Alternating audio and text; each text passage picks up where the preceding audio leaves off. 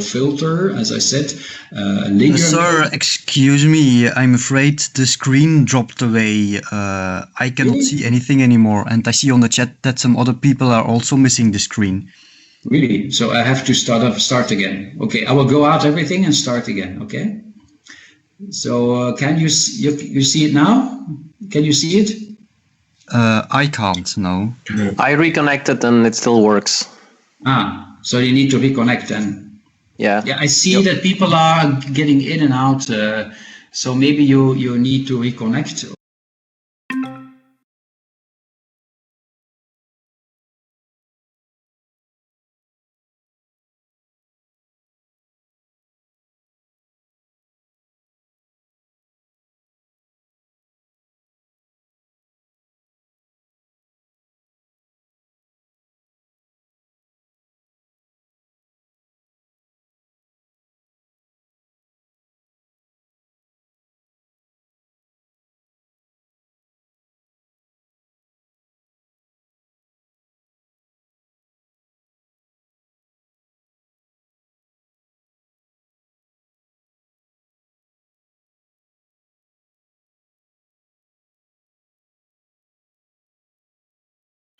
Not easy, huh? Okay, so yeah, so it's a spatial filter, or it's a linear filter.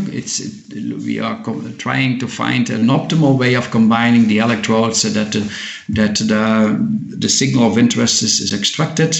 So it assumes it's a template, actually, a spatial template, assumes one weight per electrode, and also assumes one temporal response pattern of interest for all electrodes, common to all electrodes.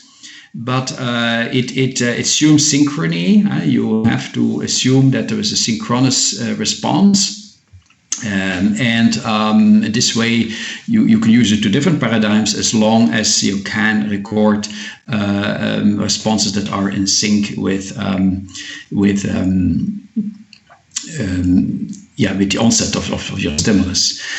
Now, the problem is if you assume only one temporal pattern for all the electrodes, it could be that there are particular components in particular electrodes that they get averaged out, and in this way you can lose information. But we will talk about it later. The next slide shows that.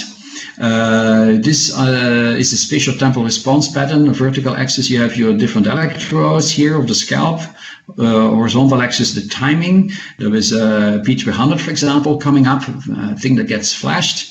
And you see that predominantly you get around 300 milliseconds, you get the yellow thingy, the P300, but you get on particular electrodes also this blue, leading blue response, the so-called N1, that is there and could help in the decoding. But if you collapse all that and average all the responses, and as shown on the picture on the right, you see that my N1 has disappeared. So fine, small components that could be significant for particular electrodes get swamped by the bigger responses that are common to all electrodes. Okay, so this has led us in our lab to develop the spatial temporal beamformer, where you also allow for the temporal responses coded.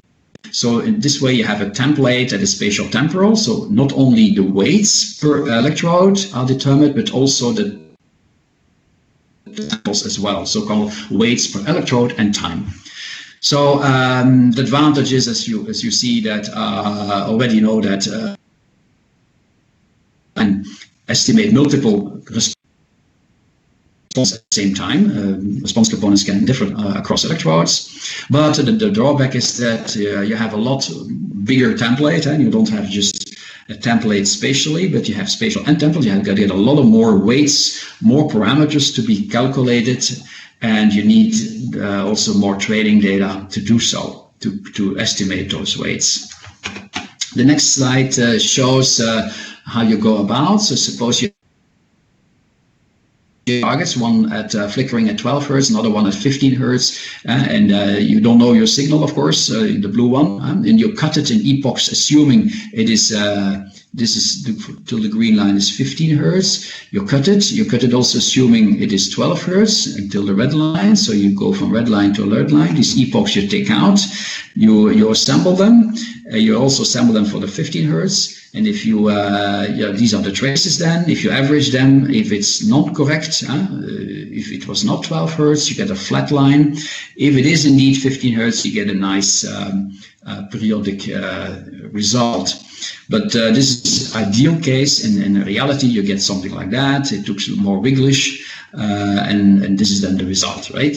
So this kind of template you can extract.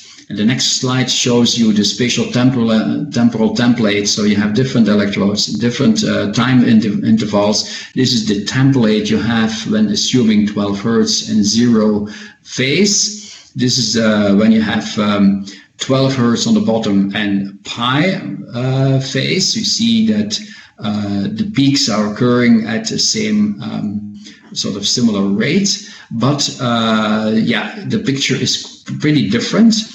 And then this is 15 hertz, and you indeed this is white because the periodicity is faster. So the length of one period is smaller for 15 hertz than 12 hertz. Remember, so these are the templates. What you could so if you would have only the spatial beamformer, then it would look like that. So you collapse everything temporally, but you only keep the spatial pattern that it looks like that. We also only consider the temporal pattern, then it would look like that. And then, so you could actually combine it in two ways. You could have the spatial temporal beamformer where you use this full thing as a template, two-dimensional template, or you could have a spatial template combined with a temporal template. So we call it a chained beamformer. The advantage of the chained beamformer is that you have less parameters, of course. It keeps it more linear. This is squared, right? This becomes twice linear. Okay, so then the last step is then, of course, you cut, as we said before, your segments, assuming the different frequencies. You average your segments, and then you apply your beamformer templates for the different target assumed, and you see whether you get the best match. And what the best match is indicated by the beamformer scoring, and the higher that score, the more likely the target is the real target. So this was about the spatial temporal beamformer. Next slide shows you the canonical correlation analysis, or CCA. That's the state of the art for this paradigm. And what is CCA doing is actually you have your real recordings here, matrix X. It is your real recordings filtered with a sine filter and a cosine filter at the fundamental frequency, and a sine filter and cosine filter at the first harmonic, at the second harmonic, and so on. So you have a big matrix, a data matrix, and that data matrix you have also for the ideal case a matrix where you assume a perfect sine and a perfect cosine at that fundamental frequency, and so on for the harmonics. And you actually try with CCA to combine, you weight all these different tracks into a single number, such that, and you do the same thing for the ideal case, such that the correlation between the two becomes maximal. So these weight factors are chosen in such a way, are developed in such a way that the correlation becomes maximal. And you do that for your actual target. When you do have a 12 hertz target, you will train it with a 12 hertz thing, ideal representation, to get your matrices for that case. And you do that for every individual target. So have an unknown response, you do that, and you do the matchings, and you see which target yields the highest correlation. So this was introduced by Pan and co-workers, and you also can extend it to not only account for